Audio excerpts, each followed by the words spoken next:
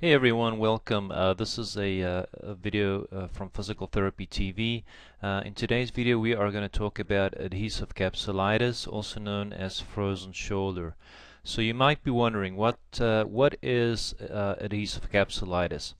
Well, surrounding your shoulder joint there is something that is called a capsule, which is made of, it's basically a structure made up of loose connective tissue, and it just connects the bony areas of the upper arm to the shoulder blade, and it's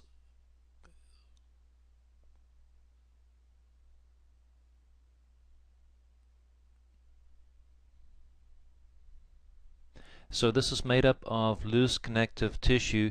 The slack in the capsule means that your joint is free to move in all directions, and it's basically just a supportive structure for your shoulder joint. Now, when you get adhesive capsulitis, what happens is that this soft tissue becomes inflamed and thickened, which usually can result in extreme pain and a loss of movement, as you may well be experiencing. So just putting these two pictures side by side, this tissue should be loose and very flexible, so that as you move your arm back and forth over your head, behind your back, rotate it out to out away from your body, should not be restrictive at all.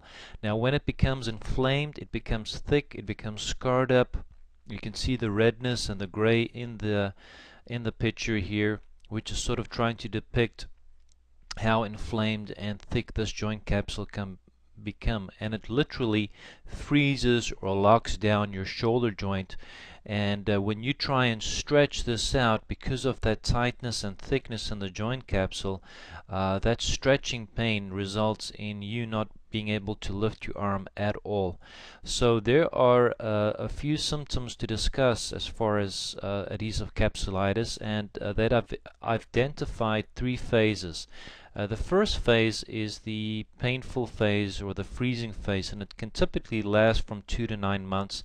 The first symptoms is usually pain, and then stiffness and limitation in the movement gradually builds up over the preceding months. You typically have pain worse at night and when lying on your on the affected side. The second phase, or the frozen phase, would last typically from anywhere from 4 to 12 months. The pain gradually erases, but the stiffness and limitation in your motion, your shoulder movement, can still remain or even get worse. The muscles around your shoulder joint may atrophy, and you may lose strength as well. The last phase, or the thawing phase, is usually 5 to 24 months. Because we don't know exactly what causes this condition, there's some speculation if it could be posture, overuse, a combination of those, or just a gradual decline in the shoulder strength and the joint integrity due to aging. But the stiffness gradually goes, and the movement gradually returns in the last phase. So treatment, there are quite a few things that you can do. I'm a big advocate of physiotherapy or physical therapy. A good physiotherapist will use specific stretching and manipulation exercises to increase the range of motion of the shoulder joint, and also to strengthen your shoulder as you're going through the first painful two phases of the joint, and just help restore your movement. Cortisone injections have been proven to be very beneficial because it is very specific and local and can get to the area of pain and inflammation. Acupuncture, this speculation of it not working, but from experience and having dealt with patients with frozen shoulder or adhesive capsulitis, a lot of people believe in this, and I found it very helpful. Also, things like massage, heating pads, is something that will assist you. The good news about adhesive capsulitis is that typically there's no tear in the tendon, which is wonderful, and the shoulder typically does come back 100%. So here's just a sample of some of my favorite exercises. range of motion is very important. Because the shoulder is locked down, you got to do anything possible to maintain motion and avoid losing further movement.